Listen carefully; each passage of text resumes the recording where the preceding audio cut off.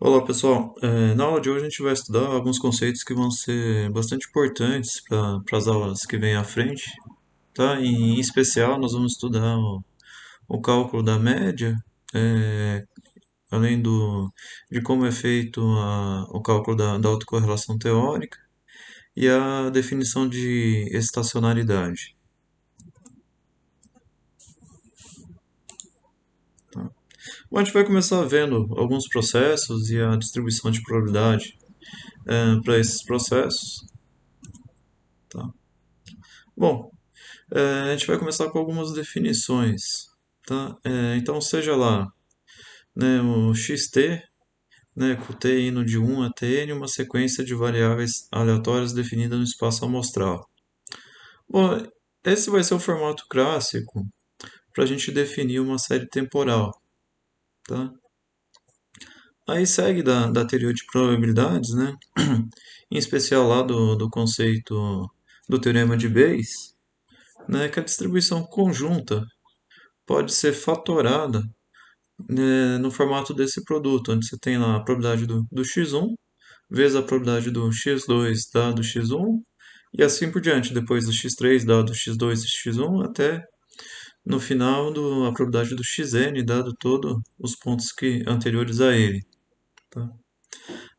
Nesse contexto, a gente se refere, eu estou usando aqui o p, né, como sendo a função de probabilidade no caso de um processo discreto, ou ainda a função densidade de probabilidade no caso de um processo contínuo. Tá?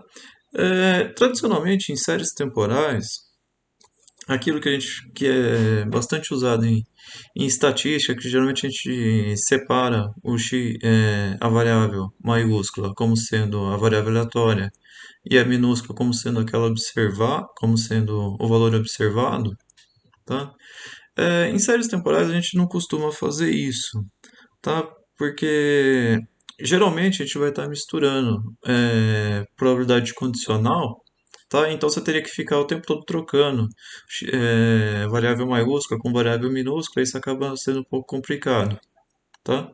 Então aqui, tá? Geralmente a gente vai adotar todas as variáveis como sendo minúscula, tá? Seja como a variável aleatória minúscula ou também no caso da variável do valor observado minúsculo também, tá? Então vamos lá, simplificando essa notação, a gente tem lá que a variável aleatória agora é o x minúsculo, tá? O processo escrito nesse formato, tá? Geralmente a gente só vai utilizar, tá, esses colchetes para definir um processo. A distribuição de probabilidade, tá? Quando a gente pôr lá p de xi ou algumas vezes f de xi, tá? A gente vai estar se referindo à probabilidade ou à função densidade, tá? Da mesma forma, a probabilidade condicional, né? Geralmente a gente utiliza um J aqui embaixo, né, para exemplificar que a gente está tratando do xi, mas condicionado no histórico conhecido até o xj, tá? E ainda a distribuição conjunta, né, que é essa equação que está aqui em cima, tá? Usando essa simplificação, a gente chega então que a distribuição conjunta pode ser escrita nesse formato, né, simplesmente o produtório das distribuições condicionais, tá? Bom, aqui começando pelo primeiro processo que a gente vai ver hoje, tá? Na aula de hoje vamos ver dois processos, tá? Aquele que é chamado de ruído branco, tá? Então, o ruído branco seria um processo, né? Formado por variáveis i e d, e geralmente quando não falar nada, tá? A gente vai estar se referindo a variáveis normais, com média zero e uma variância sigma 2. Tá? Mas não necessariamente um ruído branco tem que ser normal, tá? Basicamente a gente define como ruído aquilo que tem um processo I e D que tem média zero e uma variância constante ao longo do tempo, tá? Nessa figura tem um exemplo, né, de como é o comportamento do ruído branco. Vocês podem observar, tá, que a série, né, ela oscila em torno do zero, né, sem ter períodos com cluster de oscilações, né, onde você oscila mais e outros oscila menos, tá? Esse comportamento não existe em ruído branco. E além do mais, como ele é um processo I e D, Se em qualquer momento a gente calcular a média, essa média vai dar zero. E da mesma forma, a variância, tá? Para qualquer uma das variáveis, indexadas em qualquer tempo, vai dar o mesmo valor, vai dar o sigma 2. Aqui tem um errinho, né, pessoal? Bom, corrigido o erro, tá? Então aqui o sigma 2 em qualquer tempo, né, ele vai ser, a variância de qualquer tempo vai ser um valor constante, tá? Outro processo que a gente vai ver nessa aula é o chamado de passeio aleatório, tá? Um passeio aleatório, né, é um processo do tipo em que o xt, né, no tempo t, ele é exatamente, né, a variável do índice anterior, né, do tempo t menos um, adicionada de um termo de erro, né, que aqui no caso seria um processo, o erro seria um ruído branco, tá? E aí, se vocês olharem aqui embaixo, tem uma figura exemplificando como é o comportamento do ruído branco, desculpa, do passeio aleatório, né? Aí, se vocês lembram, lá, o ruído branco ele se mantinha constante em torno de zero, né? Isso não acontece no passeio aleatório. Se vocês olharem aqui, ele foge, né, constantemente do zero, tá?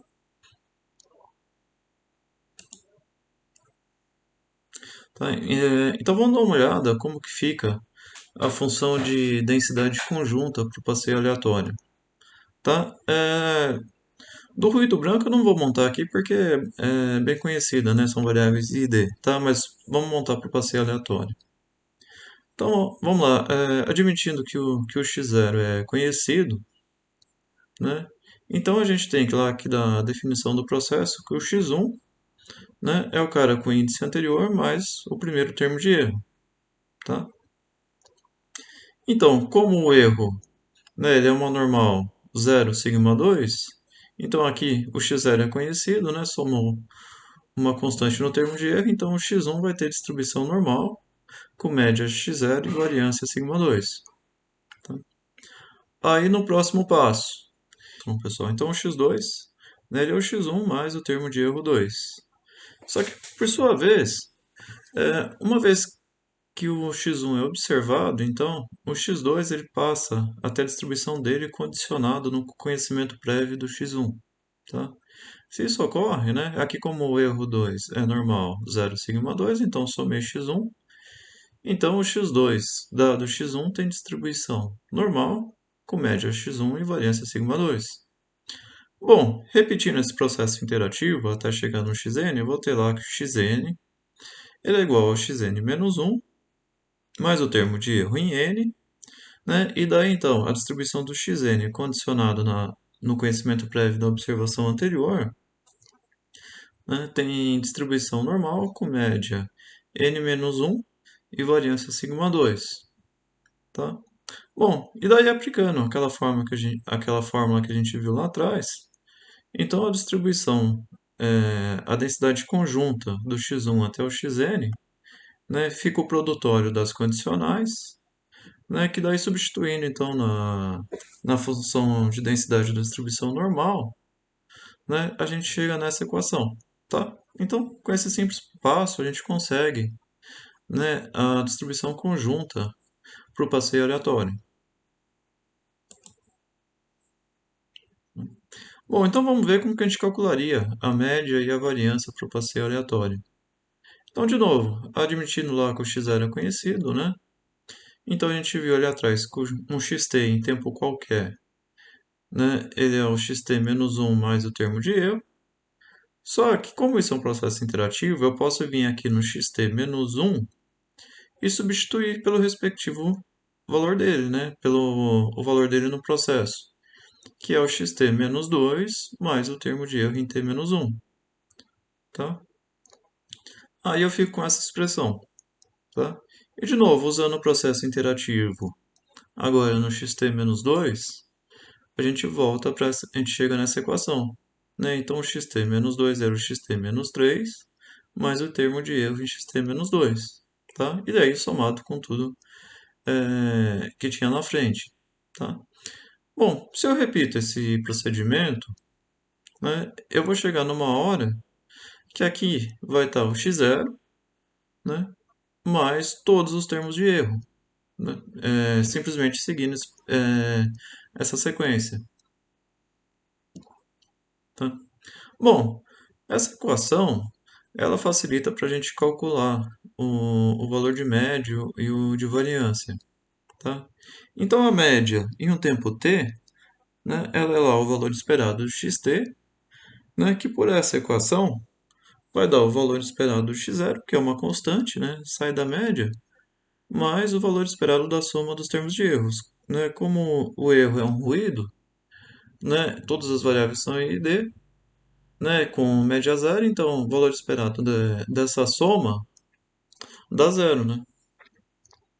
Bom, fazendo o mesmo para a variância, então a variância no tempo t, né, que vai ser a variância do xt, ela fica a variância desse termo, né, que por sua vez, né, uma constante somada dentro da variância desaparece, então o x0 desaparece, né? E aqui como a gente tem a variância da soma de variáveis independentes, né, a gente pode passar o somatório para fora, né, porque variância da soma de variáveis independentes é a soma das variâncias, tá?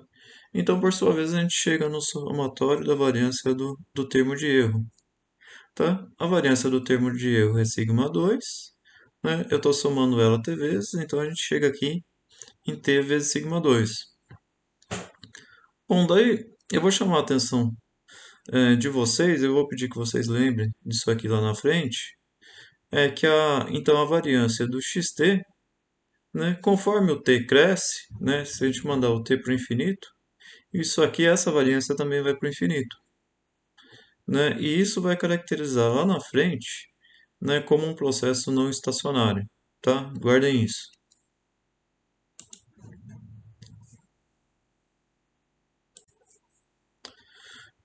Bom, e dos conceitos mais importantes que a gente vai ver hoje é chamado de função de autocorrelação.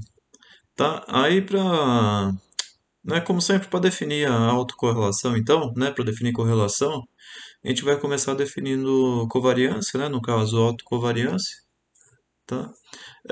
Então, a autocovariância, né, de um índice S com índice T, né, seria então a covariância do xs com o xt, né, que por sua vez pode ser escrito nesse formato, né, é, o valor esperado de xs menos a média dele, multiplicado pelo valor esperado de xt menos a média dele.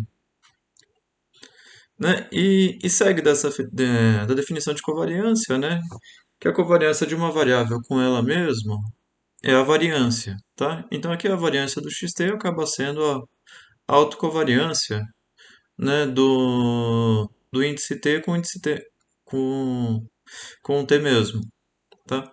Bom, e daí então a função de autocorrelação, né, aqui a gente vai chamar de ρ, né, então ρ st seria basicamente a correlação do xs com o xt, né, que daí substituindo na expressão de correlação, né, a gente tem então que a autocovariância de S com T, né, dividido pela raiz da variância do XS multiplicado pela raiz da variância do XT, tá? Que resulta nessa expressão. Tá? E aí lembrando lá que correlação é assimétrica, né? Então aqui o ρ de S com T é o ρ de T com S. Correlação está sempre entre -1 e 1. Né? E essa correlação mede simplesmente a relação linear entre dois pontos. Tá? Aí o que a gente vai fazer, né, é utilizar essa expressão de autocorrelação, né, no futuro para tentar entender qual que é o modelo que está por trás de uma série temporal. Tá? Então, basicamente, a gente vai calcular a autocorrelação para alguns modelos teóricos. Né? Então, a gente vai ter a função de autocorrelação teórica. E depois, a partir disso, né, do comportamento dela, a gente vai tentar entender, né, quando a gente pegar uma série temporal, qual que é a estrutura de autocorrelação e daí tentar entender qual que é o modelo que está por trás dela. Vamos calcular a função de autocovariância de autocorrelação para o passeio aleatório, né? Então vamos começar pela autocovariância, né? Aqui eu já estou usando direto, né, para o cálculo da autocovariância, aquela forma reduzida, né, que o xs é escrito como x0 mais as somas dos erros até s, né, e no caso do t, a soma vai, do xt, a soma vai até o t, tá? Aí, aqui a gente vai usar duas propriedades. Primeiro, o x0, né, a gente está aceitando, está assumindo ele como conhecido, então aqui ele entra como uma constante, né, uma constante dentro da convariância desaparece, né, então a gente pode tirar o x0 daqui de dentro, né, e a outra propriedade que a gente está utilizando é que a covariância da soma é a soma das covariâncias, né, então aqui a gente pode passar esses dois somatórios para fora, tá?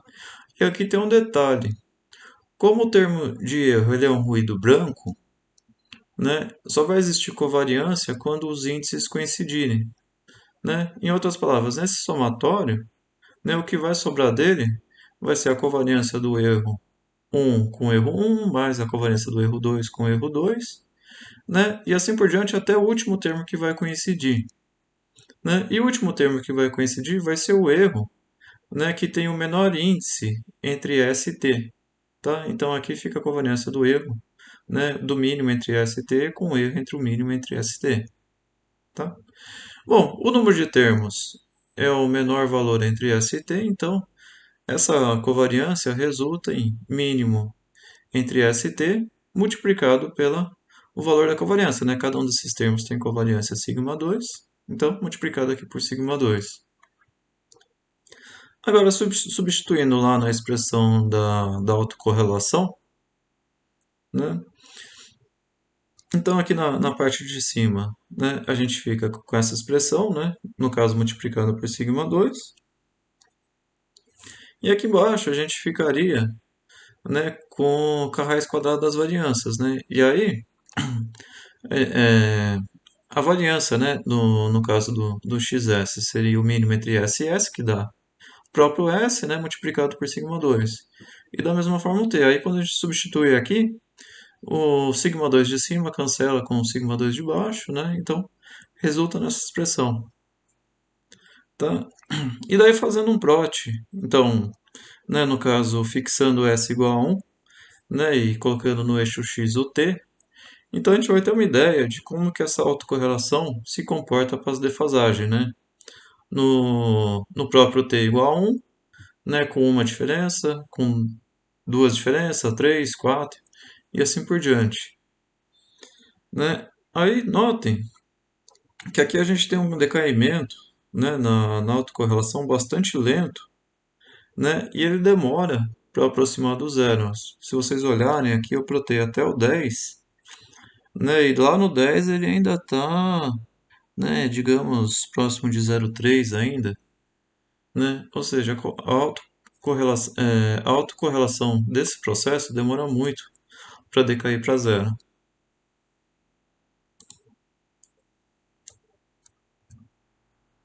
Tá? Bom, aqui eu deixo um exercício para vocês, tá? Esse exercício, né, é para vocês considerarem lá o processo passeio aleatório, tá? Mas no caso aqui adicionei um parâmetro de drift. Tá? Esse parâmetro de drift é uma constante somada aqui na atualização do processo, né? Então aqui o xt fica sendo um θ e daí o xt menos 1 mais o termo de erro. Tá? E daí o que eu peço é para vocês fazerem o mesmo cálculo que eu fiz ali atrás, né, para o passeio aleatório comum, né, fazer o cálculo da função de densidade conjunta, né, calcular a média do processo, a variância e a função de autocovariância. E a função de autocovariância, eu esqueci de por aqui também a função de autocorrelação.